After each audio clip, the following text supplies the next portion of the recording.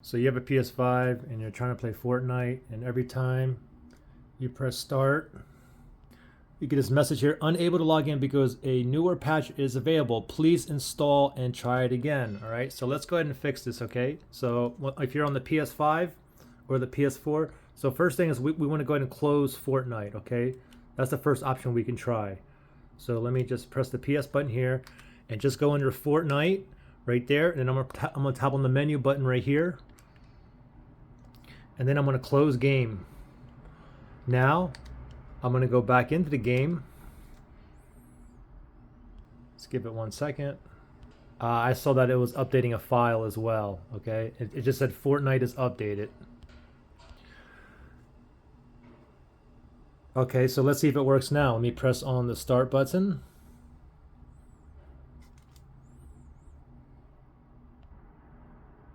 Okay, I am in. Now, if you weren't able to get in, then what you do is we're going to press the PS button again. Press it again, and then wait till you see all your games up here. Go back to Fortnite, and then press that menu button right there again. And this time what you want to do is just go for check for update. So check for update, and then you probably have an update. You have to wait till the update is done. Then you will be able to log back into Fortnite, right?